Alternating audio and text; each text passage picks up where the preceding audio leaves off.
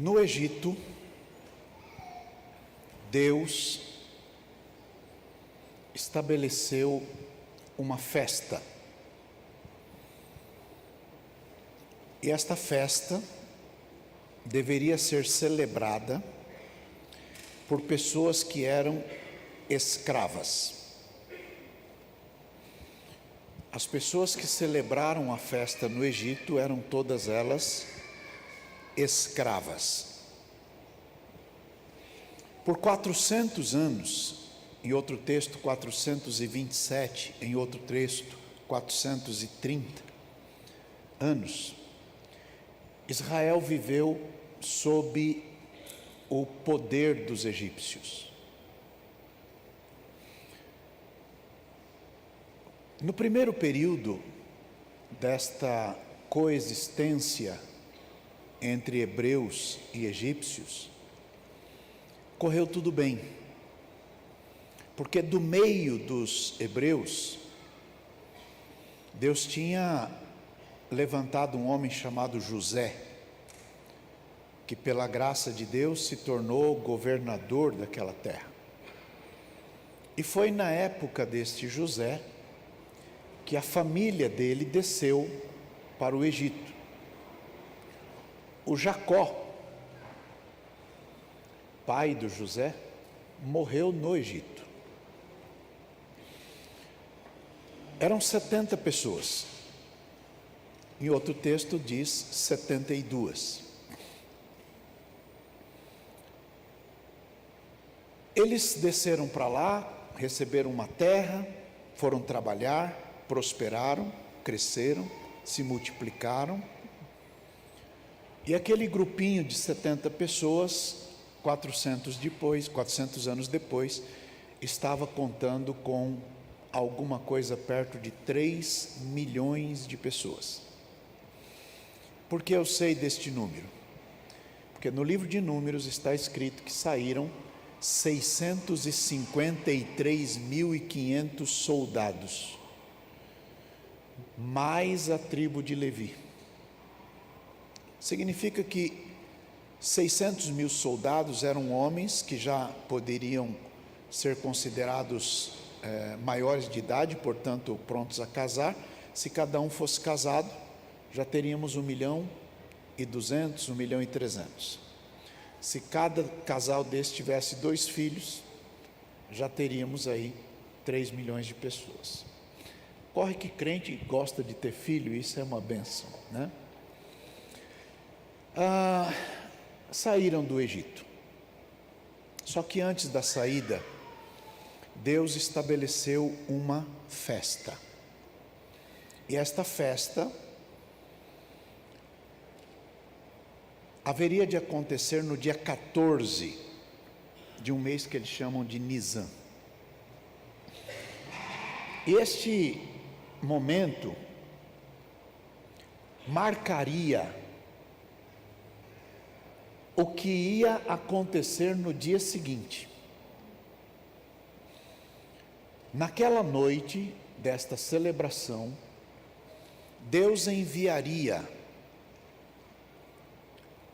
um castigo ao Egito, que nós aprendemos a chamar de 10ª praga, a última das pragas. E esta última praga consistia em que todos os primogênitos do Egito, a começar no palácio do rei, até lá entre os animais, todos os primeiros morreriam.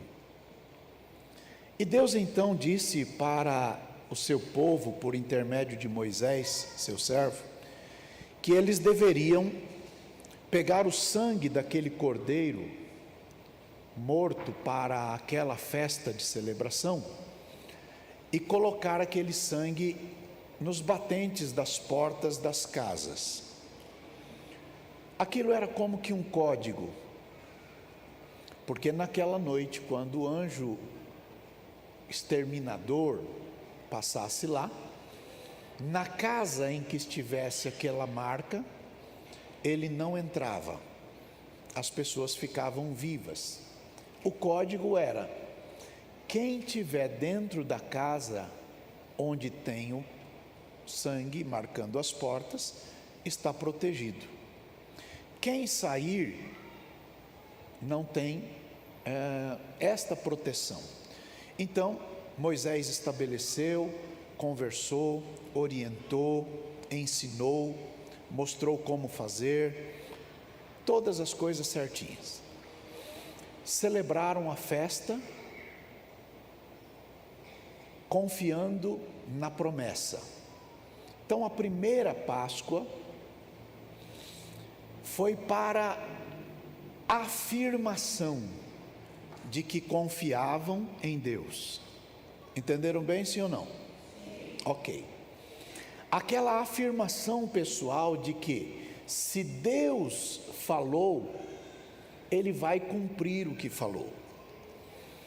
Há muita gente que se decepciona na igreja às vezes, porque diz Deus falou e não cumpriu. Ocorre que nem tudo que você ouve alguém dizendo em nome do Senhor, de fato é o Senhor. Há muita gente que fica um pouco mais emocionado, às vezes não pensa bem, às vezes se empolga um pouco e diz assim diz o Senhor, quando o Senhor não falou nada.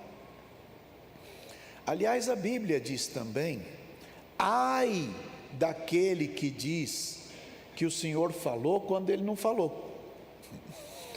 Então, a gente precisa ter estes filtros, mas quando Deus fala, Deus cumpre o que fala. Deus não é homem para mentir, não é filho do homem para se arrepender do que fala. Se nós tivermos coragem de confiar em Deus, não teremos dificuldade de celebrar a bênção do Senhor, ainda antes que nós já tenhamos recebido.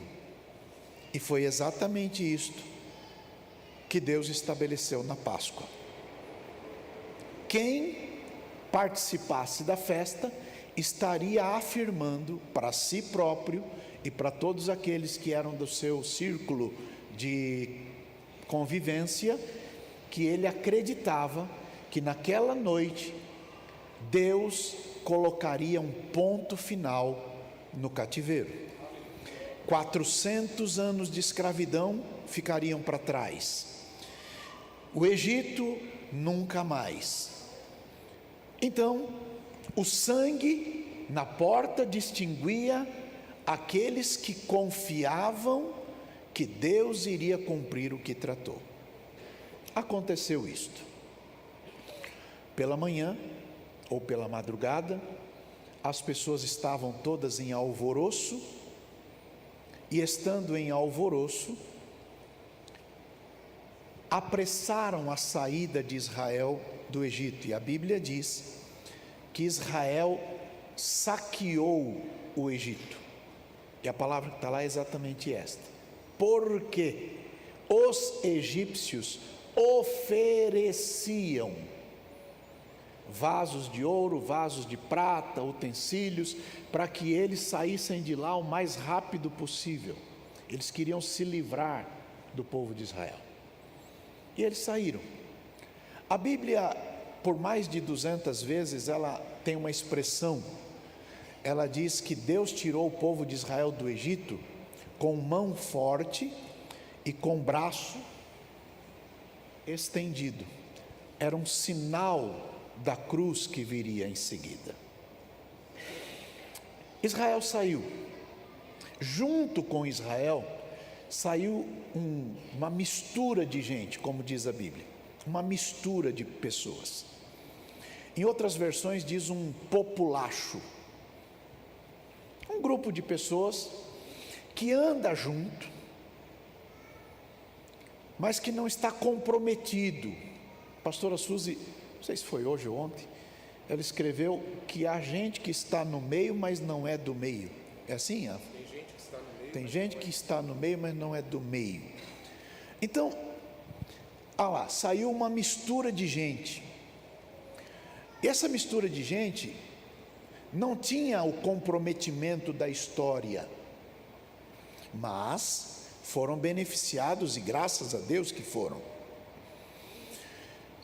Ocorre que os egípcios se arrependeram e vieram atrás para desfazer aquela liberdade. Mas Deus providenciou o modo deles escaparem, porque aquela festa era festa para dizer: o passado vai ficar para trás definitivamente. O passado ficará para trás definitivamente. O mar abriu, eles atravessaram, os egípcios padeceram lá. Do outro lado fizeram um culto, demorou lá uns 3 dias o culto. E aí eles começaram a seguir a jornada. Há uma coisa interessante que a gente precisa lembrar, que é Deus nos chama para a liberdade, mas a liberdade, irmãos, tem uma lei que a Bíblia chama de lei perfeita da liberdade. Todos nós somos chamados a ser livres, só que a liberdade traz consigo responsabilidade. Somos livres, mas o fato de sermos livres também nos dá responsabilidade. No Sinai, Deus fez 2 coisas. Primeiro, fez o povo celebrar a Páscoa novamente, para mostrar que aquilo que ele prometeu antes de acontecer havia acontecido. Quando aconteceu a primeira festa fora, que foi no Sinai, 50 dias depois, numa festa que eles aprenderam a chamar de Pentecostes, Deus entregou as tábuas das leis, estatutos, documentos, forma de ver, constituição. Então, aquela festa marcava também que Deus, além de havê-los tirado de lá, agora também cuidaria deles na jornada. E Deus disse: todos os anos neste dia vocês vão celebrar esta festa para lembrar que eu os tirei de lá e que aquela vida ficou para trás. Aquela vida já ficou para trás, no passado. Olha para o colega e diga: a Páscoa é Deus dizendo: larga o passado no passado. Tem coragem de dizer de novo?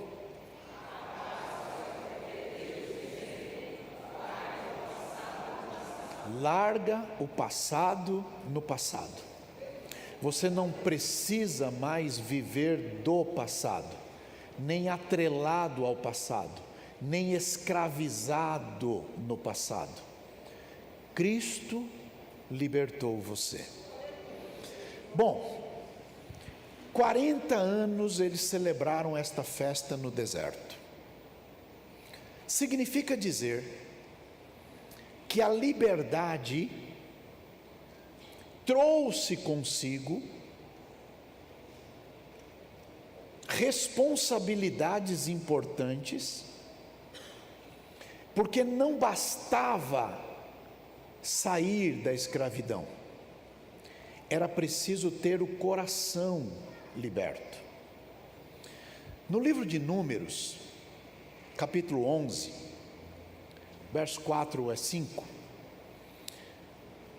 o vulgo, lembra daquele vulgo, daquele populacho, daquele grupo de pessoas que saiu junto? Lembram disso?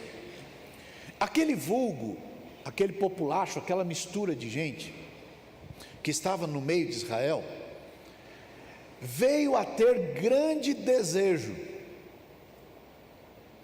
pelo que os filhos de Israel tornaram a chorar e disseram: quem nos dará carne a comer? verso 5. Leia lá.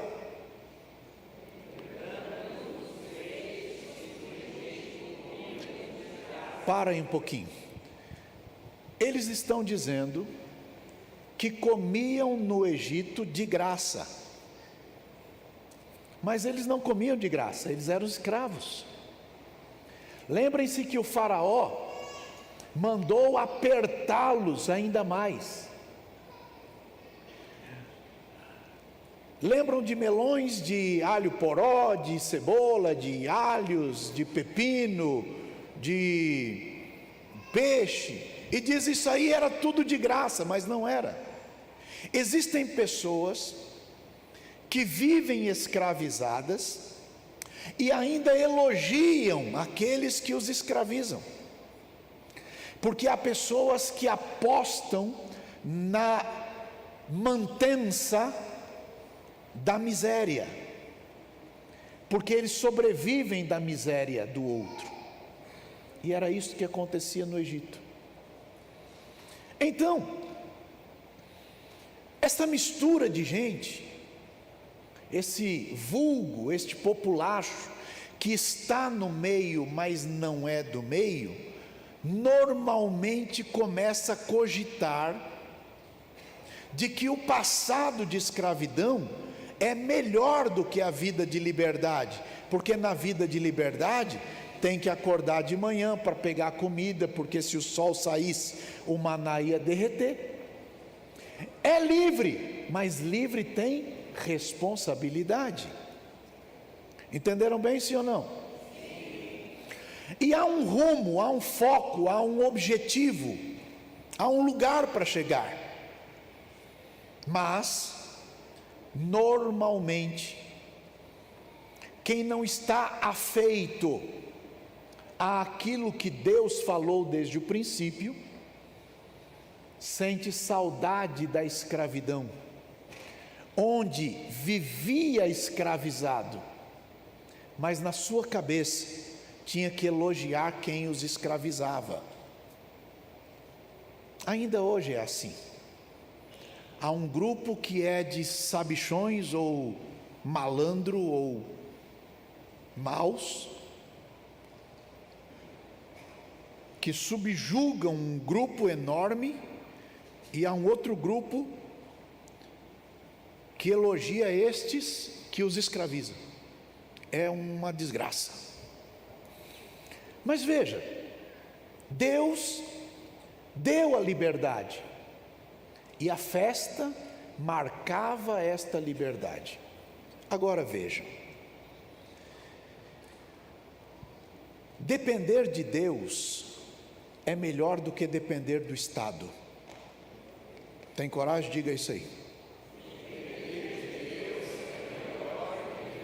A aposta dessas pessoas malandras é que as pessoas digam que o Estado é seu pai e não Deus é seu pai. Entendem? Sim ou não? A tentação das facilidades, entre aspas, daquele que escraviza, é esta: a gente tinha tudo de graça, tinha nada, era trabalhando sob chicote, dia e noite. Se crescesse um pouco mais, mandava matar meninos. Não mandaram matar o Moisés? Ainda hoje é assim. De vez em quando aparece um sabichão tentando legalizar forma de exterminação de crianças. Veja, o deserto pode não ser o lugar mais confortável, mas é o lugar da liberdade. E mais, deserto não é permanente, deserto é lugar de passagem. Levanta a mão aí e diga: eu sei que o deserto vai passar, porque a promessa de quem mandou celebrar a festa é que a gente vai entrar na terra prometida, e aquele que prometeu é fiel para cumprir. Quem começou a boa obra é fiel para terminar. No seu tempo e na sua hora, Ele tudo cumprirá. Passa o céu e passa a terra, Sua palavra não vai passar, porque mais fiel que Ele nunca houve, nem haverá. Celebre ao Senhor, porque Ele é bom, e Ele sempre cumprirá a sua palavra. Chegou o dia de atravessar o Jordão, e eles atravessaram. Chegou o dia de lutar contra Jericó, e eles lutaram. Chegou o dia de avançarem, e eles avançaram. Mas Deus deu para eles uma senha, que está lá no livro de Deuteronômio, capítulo 28. A senha era mais ou menos assim: se você for leal a Deus, vai dar tudo certo na tua vida. Mas se você não for leal a Deus, vai dar problema. No verso 63, 64 de Deuteronômio 28, diz assim, veja o verso 63. Será que, assim como o Senhor se deleitava em vós, em fazer-vos bem e multiplicar-vos, assim o Senhor se deleitará em destruir-vos e consumir-vos, e desarraigados sereis da terra, a qual passais a possuir. Isso tudo como resultado dos versos que estão antes, você lê na sua casa. O Senhor vos espalhará entre todos os povos, desde uma extremidade da terra até a outra extremidade da terra, e ali servirás a outros deuses que não conhecestes, nem tu nem teus pais. Servirás a madeira e a pedra, e nem ainda entre as mesmas nações descansarás, nem a planta de teu pé terá repouso, porquanto o Senhor ali te dará coração tremente, e desfalecimento dos olhos, e desmaio de alma, e a tua vida, como suspensa, estará diante de ti, e estremecerás de noite e de dia, e não crerás na tua própria vida. Pela manhã você vai dizer: quem me dera ver a noite, e à tarde você vai dizer: quem me dera ver amanhã. Isso pelo pasmo de teu coração, com que pasmarás, e pelo que verás com os teus olhos. E o Senhor te fará voltar do Egito, ao Egito, em navios, pelo caminho de que te tenho dito, nunca mais, ou nunca jamais o verás, e ali sereis vendidos por servos e por servas, aos vossos inimigos, mas não haverá quem vos compre. É Deus dizendo: eu livrei vocês, agora correspondam com esta liberdade. Estão entendendo, sim ou não? Nesta terra nova, Deus estabeleceu um grupo de pessoas a quem a Bíblia chama de juízes. Depois desses, veio o estabelecimento de um sistema de governo de monarquia. O primeiro rei foi Saul. Quem assumiu o trono no lugar de Saul, depois da morte de Saul, foi um filho de Saul chamado Isbosete. Reinou 7 anos e meio.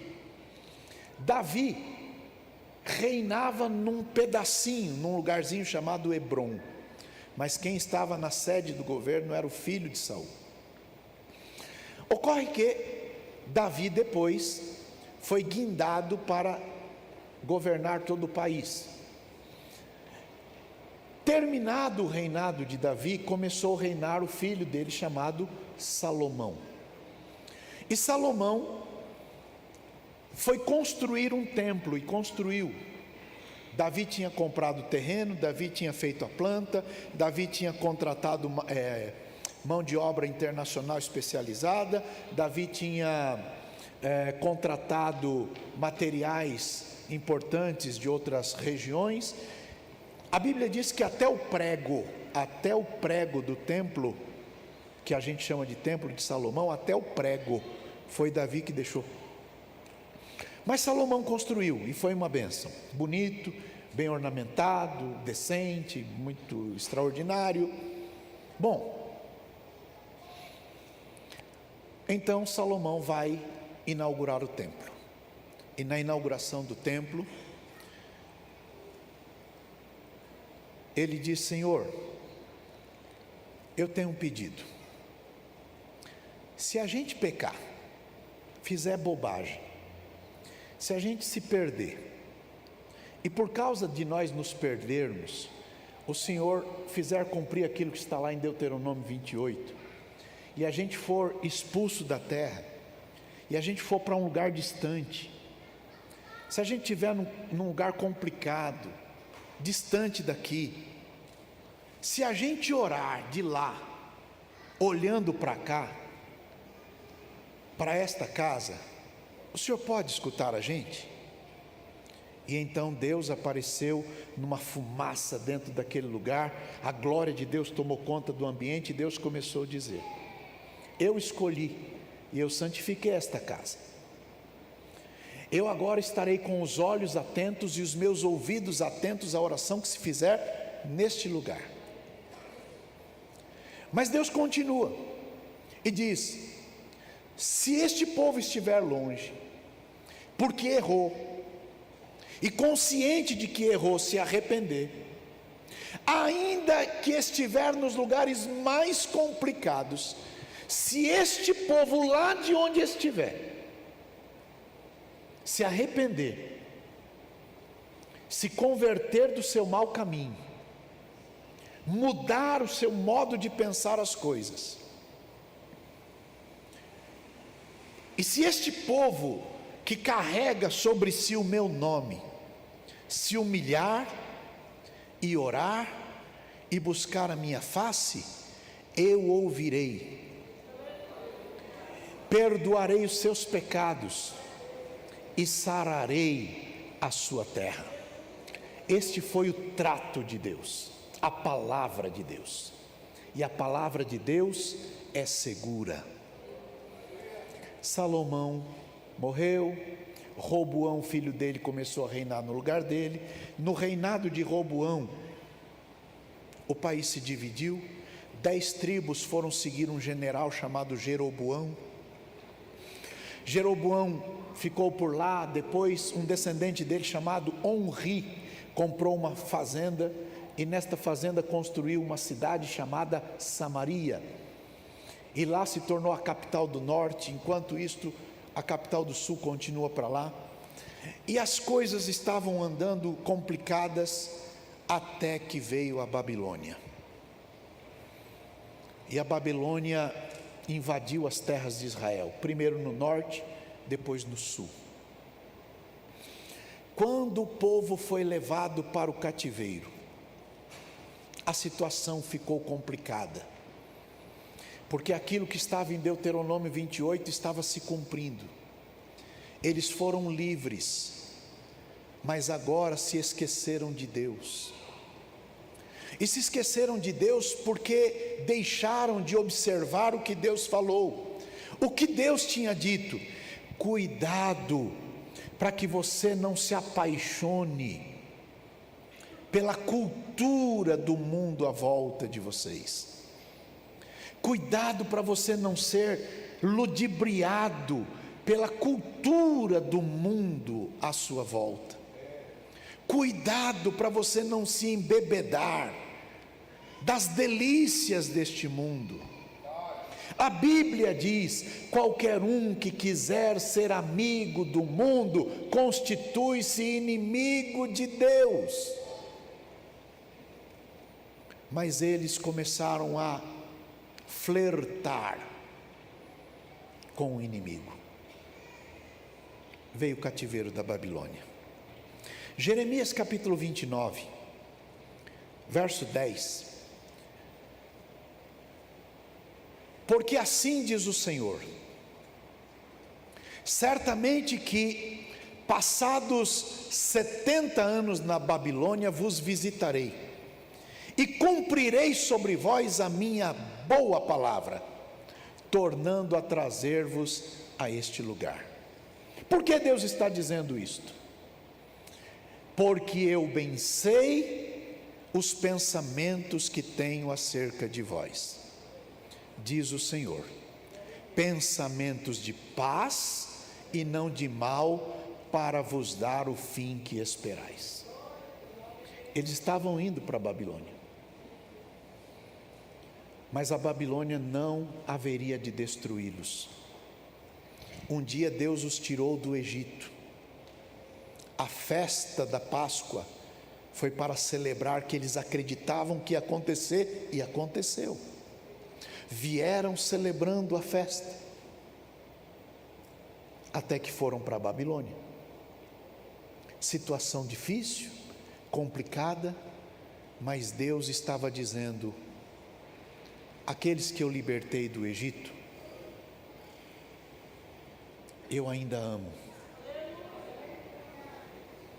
Aquele que um dia foi liberto, mas se desviou, se afastou, se alongou, se distanciou, eu ainda amo.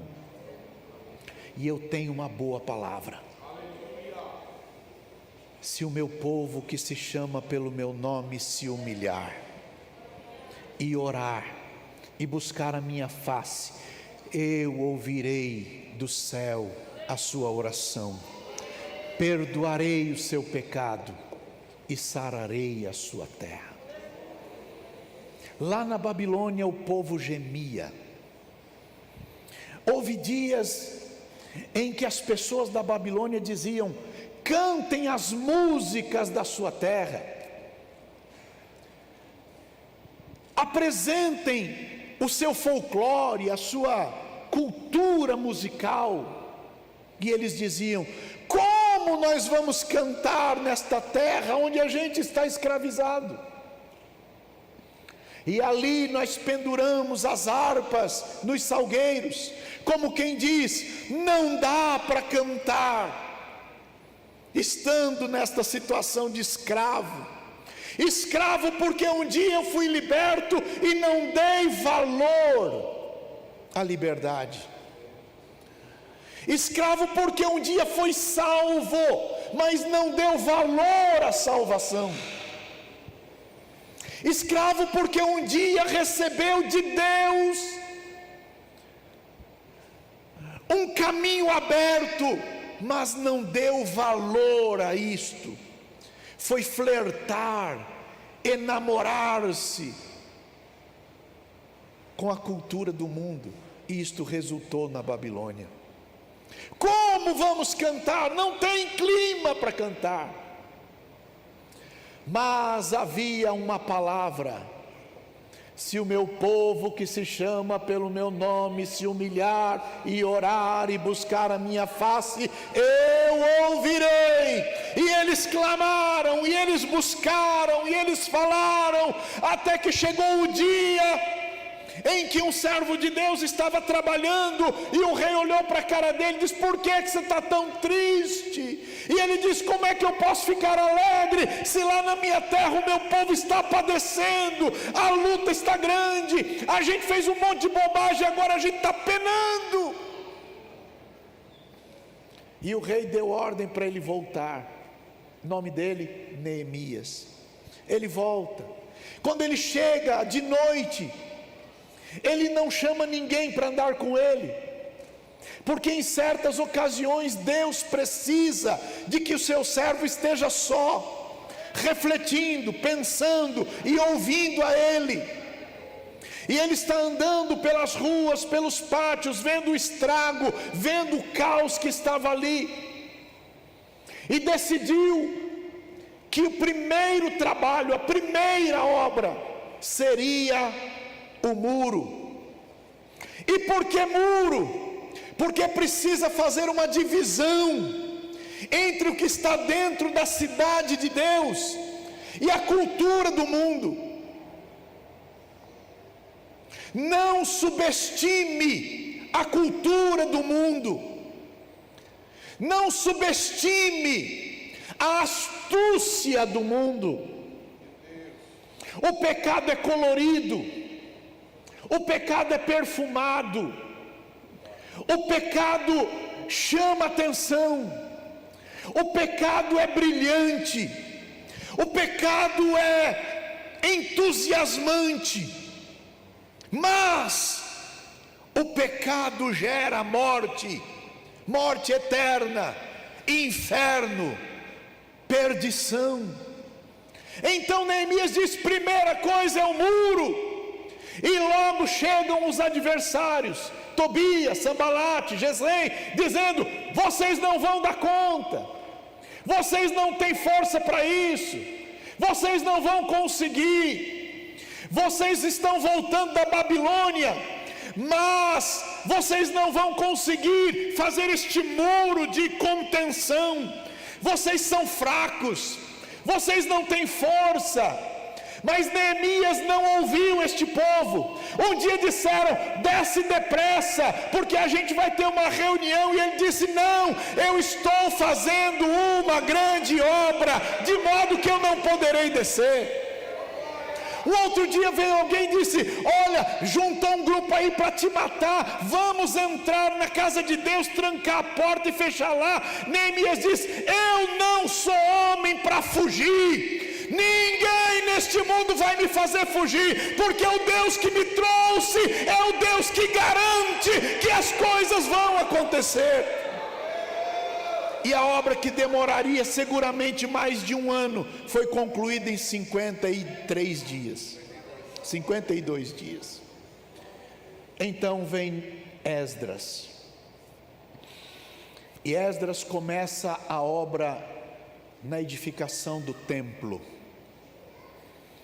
e começam os trabalhos, e quando eles terminam aquilo, chegamos a esse texto que vocês leram. Pessoal, é hora de celebrar a Páscoa de novo.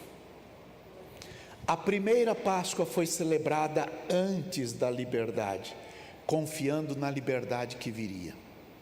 Esta, vocês vão celebrar, porque Deus já libertou de novo.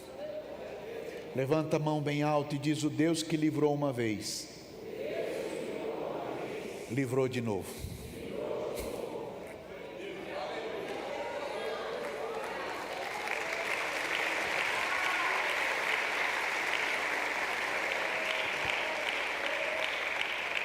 Se você tiver coragem, levanta as duas mãos e diga: Deus sabe fazer de novo.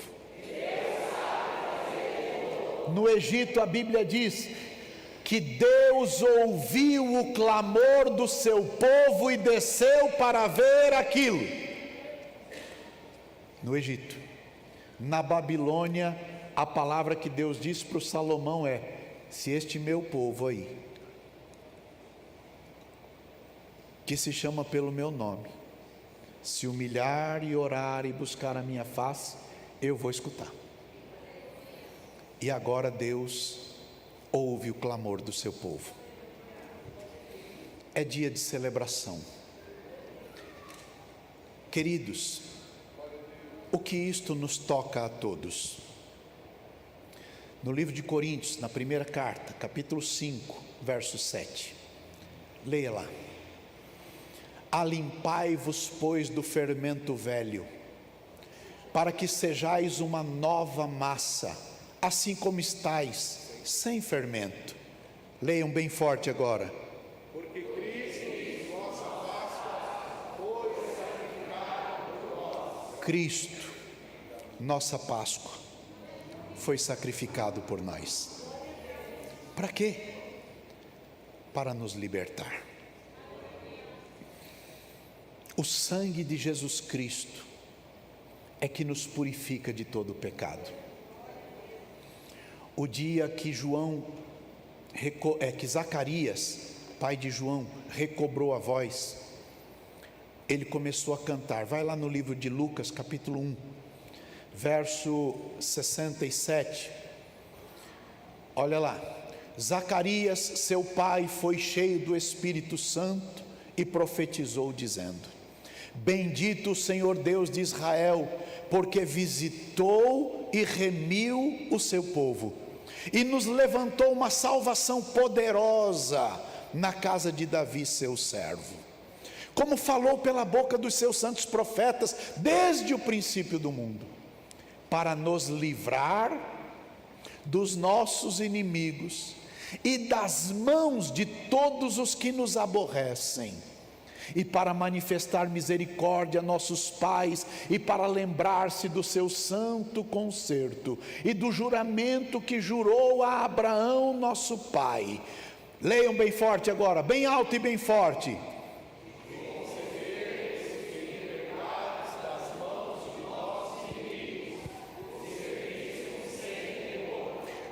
Deus nos concede livramento das mãos do inimigo, para servirmos a Ele sem temor, vírgula, verso 75, em santidade e justiça perante Ele, todos os dias da nossa vida. Jesus Cristo, nossa Páscoa, foi sacrificado para que tivéssemos esta liberdade. Os muros precisam estar reparados. Precisamos o tempo todo estar em vigilância. Um dia, antes da libertação, Deus mandou fazer a festa dizendo: hoje é o último dia da escravidão. Saíram. No dia seguinte, na madrugada daquela passagem, muitos anos depois, agora eles estão saindo da Babilônia. Salmo 126, vai lá. Salmo 126. Quando o Senhor trouxe do cativeiro os que voltaram a Sião, estávamos como os que sonham. Então a nossa boca se encheu de riso, a nossa língua de cânticos. Então se dizia entre as nações: grandes coisas fez o Senhor a estes, grandes coisas fez o Senhor por nós, e por isso estamos alegres. Faz-nos regressar outra vez do cativeiro, Senhor, como as correntes do sul. E aí ele diz: os que semeiam em lágrimas cegarão com alegria. O que isto quer dizer? 70 anos de abandono, 70 anos sem que ninguém cuidasse da lavoura, erosão, mato, peçonha, dificuldade, coisa ruim. E então eles vão andando, levando a preciosa semente. Está feio, mas eu preciso semear. Está esquisito, mas eu preciso semear. Está ruim, mas eu preciso semear. Não está ruim por outro motivo, senão por causa de mim mesmo. Foi eu que fiz o que não devia para ir para a Babilônia, e agora 70 anos ao voltar está um caos porque abandonou tudo. Quantos pais estão dizendo: a minha casa está um inferno, um caos, um problema, erosão, e eu não sei o que fazer, e eu não tenho mais condição disto, nem condição daquilo, mas eu tenho a minha semente. E aquele que leva a preciosa semente andando e chorando, ele vai vendo a dificuldade, vai vendo a dor, e ele vai chorando, dizendo: eu sou culpado disso, eu sei, mas eu fui liberto novamente. Eu posso celebrar diante de Deus novamente, porque o Deus que um dia me livrou e eu não dei valor, e Ele me deixou voltar para aquela prisão, agora Ele me livra novamente, e eu tenho a preciosa semente, e eu vou andando e vou chorando, mas eu sei que vou voltar com alegria, trazendo resultado. Abraça o vizinho aí, por favor. E diga: não desista, porque Deus não desistiu de você. Não desista, porque Deus não desistiu de você. Não desista da tua casa, porque Deus não desistiu da tua casa. Não desista da tua família, porque Deus não desistiu da tua família. Leve a semente, ainda que esteja chorando, com o pé doendo, vendo o caos à sua volta. Confia em Deus, confia em Deus, confia em Deus, porque a terra manará leite e mel. Esta é a palavra do Senhor, em nome de Jesus.